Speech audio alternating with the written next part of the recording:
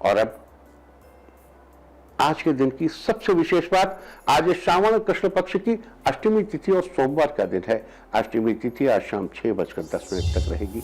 आज श्रावण के महीने का दूसरा सोमवार है। श्रावण मास को भगवान शिव की पूजा के लिए बड़ा ही प्रशस्त माना जाता है। इसमें भी सोमवार के दिन भगवान शिव की कृपा पाने के लिए अत्यंत महत्वपूर्ण है। आज हम भगवान शिव की एक विशेष पद्धति से पूजा के बारे में चर्चा करेंगे। भगवान शिव की अनेक पूजा विधियों में से एक पार्थिव पूजा, मिट्टी के बने शिवलिंग की पूजा, इसका बड़ा महत्व है। आज हम इसी के बारे में विस्तार से चर्चा करेंगे। श्रावण मास के सोमवार के दिन पार्थिव पूजन करना आपके लिए बड़ा ही फलदायी साबित होगा। पार्थिव पूजन से यहाँ मतलब मिट्टी का शिवलिंग बनाकर उसकी विधि पूर्वक पूजा करके और पूजा के बाद उसे विसर्जित कर देने से है। माहेश्वर तंत्र के अनुसार पार्थिव पूजन वास्तव में एक प्रकार की ध्यान विधि है, जहां सृष्टि की उत्पत्ति, स्थिति और संहार एक ही अनुष्ठान का हिस्सा होते हैं। मिट्टी से हम शिवलिंग बनाते हैं, पूरे मनोयोग से उसे शुभ मानकर उसकी उपासना करते हैं और पूजा के बाद अपने हाथों से ही उसे विसर्जित कर देते हैं।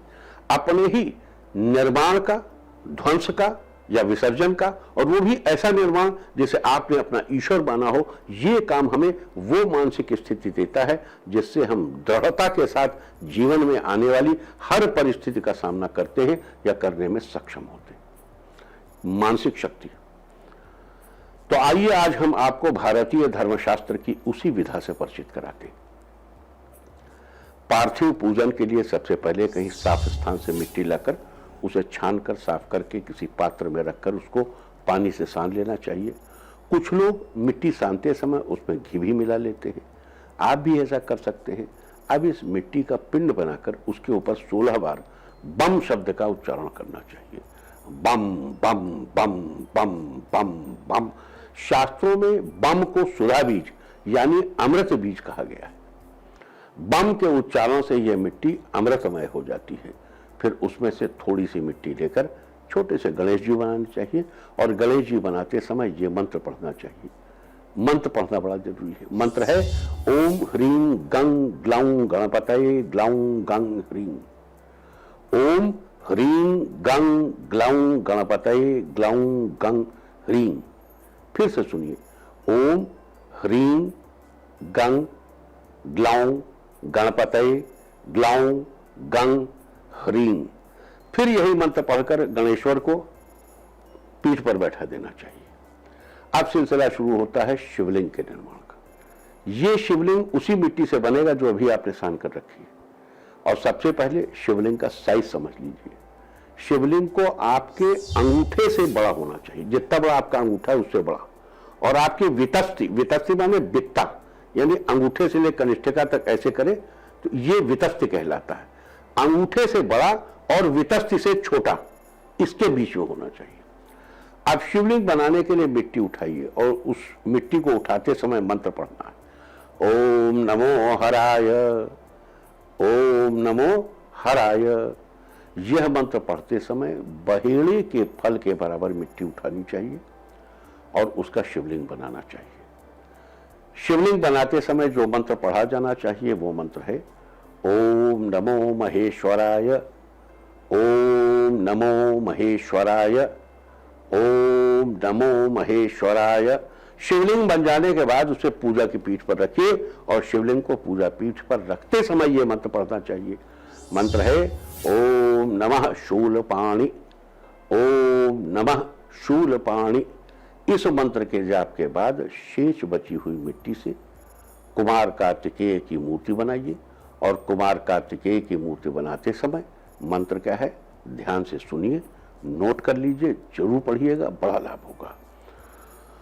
ओम ऐं हुं छुं क्लीं कुमाराय नमः। ओम ऐं हुं छुं क्लीं कुमाराय नमः। इसका डिक्शन, इसका उच्चारण बिल्कुल साफ होना चाहिए। ओम ऐं हुं छुं क्लीं कुमाराय नमः। इस प्रकार श्री गणेश की मूर्ति, शिवलिंग और कुमार कार्तिकेय की मूर्ति बनाकर उसमें भगवान का आवाहन करिए और आवाहन के लिए कहना चाहिए ओम नमः पिनाकिने इहागच्छ इहितिष्ठ। इस प्रकार पिनाकी कौन है? पिनाकी भगवान शिव। भगवान शिव के धनुष का नाम पिनाकी है। पिनाकिने, पिनाकी को धारण करने वाले। ओम नमः शिव, ओम नमः पिनाकिने इहागच्छ इहितिष्ठ। इस प्रकार भगवान को बुलाकर मन से उपचार करते हुए पैर आदि का पूजन करते हैं। मन से पैर धुला रहे हैं, भाव करिए, फिर भगवान को स्नान कराइए। और स्नान कराते समय कहना चाहिए ओम नमः पशुपतये, ओम नमः पशुपतये। इस मंत्र से स्नान कराने के बाद फिर शतरुद्रीय मंत्रों से स्नान कराना चाहिए। उसके बाद आप ओम नमः शिवाय मंत्र से गंध, पुष्प, धूप, दीप और नैवेद्य अर्पित करें। सामान्य व्यक्ति के लिए इतना पूजन पर्याप्त है। इसके बाद आपने जितनी संख्या में सोचा हो उतनी संख्या में ओम नमः शिवाय मंत्र का जप करें। देखो, ये शिव पंचाक्षरी मंत्र बड़ा छोटा है लेकिन बड़ा ही प्रभावशाली है। ओम नमः शिवाय। आप कितना जप करेंगे ये बात आपको पूजा शुरू करने के पहले ही सोच लेनी चाहिए। और ये जो सोच है, ये जो विचार है, यही संकल्प कहलाता है। संकल्प कुछ अलग से नहीं होता। अब जब उसमें आप दिन तिथि मुहूर्त पढ़ते हैं, ओम विष्णु विष्णु विष्णु, कि मैं विष्णु को साक्षी कर बना कहता हूं कि इस संवत्सर में, इस महीने में, इस तिथि को मैं फला गोत्र में उत्पन्न, फला का पुत्र, फला शर्मा हम वर्मा हम, ये मैं विचार करता हूं, है ना। ये तो संकल्प यही तो है। What is that. अब तो दूसरी बात देखो, एक सुपर डुपर कंप्यूटर है, उसका नाम है भगवान। वो ऊपर है, वहां हर एंट्री बिल्कुल सही ढंग से फीड होती है। वहां उस तराजू में कोई प्रसंगा नहीं है। आप खुले मैदान में कर रहे हैं कि बंद कमरे में कर रहे हैं, इससे कोई वास्ता नहीं। एंट्री बिल्कुल सही से फीड होगी। हर कर्म का बिल्कुल सही, हर विचार की बिल्कुल सही एंट्री फीड है। वहां आपने सब विचार किया, ये एंट्री फीड है। आपने को विचार किया, ये एंट्री फीड है। आपने ये संकल्प किया कि आप इतने मंत्र पढ़ेंगे, अब उसमें आपने गोत्र और ये और वो पढ़ लिया तो बहुत अच्छा, नहीं पढ़ा तो भी फीड है वहां। तो पूजा शुरू करने के पहले अगर आप पढ़ सके, देखो उसका एक क्रम है। आप मान लो ये नहीं कह सकते कि अभी संवत्सर ये चल रहा है, संवत ये चल रहा है, विक्रमी संवत ये, शालीवाहन का संवत ये, पूरी आप थ्योरी नहीं पढ़ रहे हैं। ओम स्वस्ति श्री मंडल विक्रमार्क समय तीत संवत फलाना तमे वर्षे तथा श्रीमद भूपतिशाली वाहन कर सके जन गते श्री सूर्य गोल अवलंबित। ये सब आपको नहीं आता, कोई बात नहीं। आपको ये मालूम है, आप ये कह सकते हैं कि 13 जुलाई 2020 सुबह 7:42 पर मैं फला का बेटा फला ये विचार करता हूं कि अब मैं इसके बाद जब शिव पूजन करूंगा, पार्थिव पूजन, तो मैं उसमें इतने मंत्र पढ़ूंगा। यही संकल्प हो गया।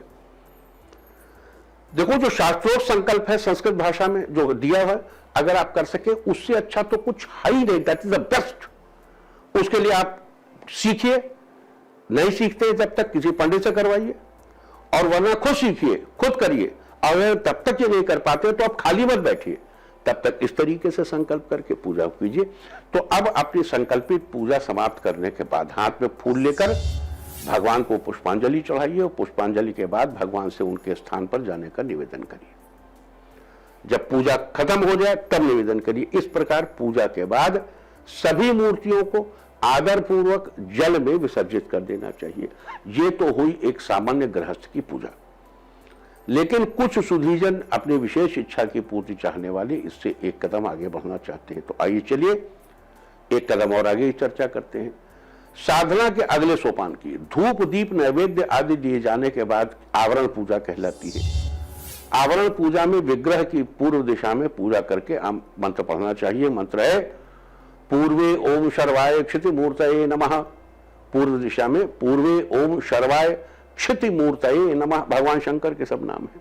और फिर ईशान दिशा में पूजा करनी चाहिए और कहना चाहिए ऐशानये नॉर्थ ईस्ट, ऐशानये ओम भवाय जलमूर्तये नमः। इस प्रकार फिर उत्तर दिशा में पूजा करिए, ओम रुद्राय तेजो मूर्तये नमः।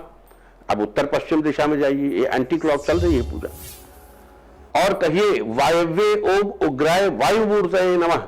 इसी प्रकार पश्चिम दिशा में पूजा करिए और मंत्र पढ़िए पश्चिमे ओम भीमाकाश मूर्तये नमः।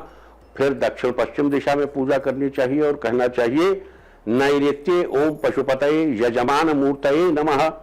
और फिर दक्षिण दिशा की पूजा करिए और कहिए दक्षिणे ओम महादेवाय चंद्रमूर्तये नमः, दक्षिणे ओम महादेवाय चंद्रमूर्तये नमः। और सबसे आखिर में दक्षिण पूर्व दिशा में पूजा करनी चाहिए और कहना चाहिए आग्नेयी ओम ईशानाय सूर्य मूर्तये नमः।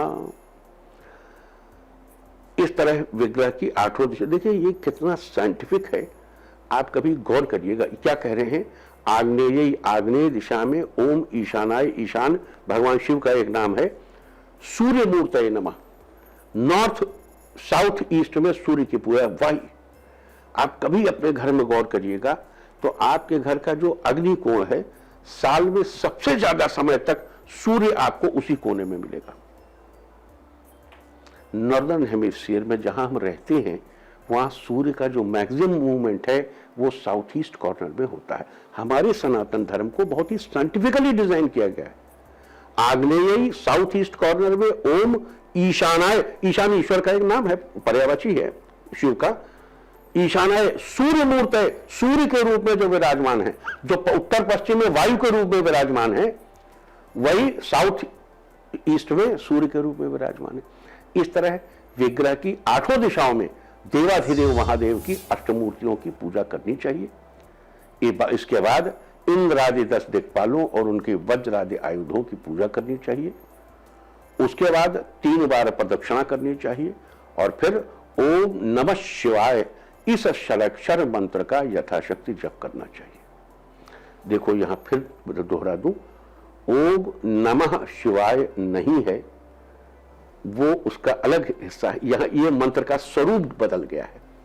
यहां क्या कहते हैं, ओम नमः शिवाय, आधा शा फिर पूरा शा, छोटी की मात्रा, ओम नमः शिवाय इस षडाक्षर मंत्र का यथाशक्ति जप करना चाहिए। जहां ओम नमः शिवाय है हम नमः शिवाय आपको बताते हैं, जहां नमः शिवाय है वहां नमः शिवाय बताते हैं। ओम नमः शिवाय इस षडाक्षर 6 अक्षर के मंत्र का यथाशक्ति जप करना चाहिए और ओम नमो महादेवाय इस मंत्र से विसर्जन करना चाहिए। उसके बाद श्री गणेश और कार्तिकेय के अपने अपने मंत्रों से सभी उपचारों से पूजा करके उनका विसर्जन करना चाहिए। इस प्रकार 1 लाख पार्थिव लिंगों के पूजन से मनुष्य इसी लोक में मुक्ति का भागी हो जाता है।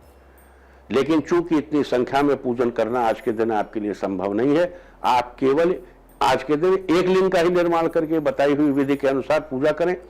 इससे आपकी मनचाही इच्छा पूरी होगी।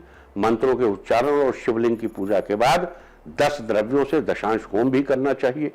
आज के दिन किस राशि वाले को किस द्रव्य से होम करना चाहिए इसकी जानकारी भी हम आपको देंगे, लेकिन उससे पहले आपको उन 10 द्रव्यों के नाम बता दूं। बेल का फल, तिल, खीर, दूध, दही, दूर्वा, वट की समिधा, पलाश की समिधा और खैर की समिधा, ये 10 द्रव्य हैं।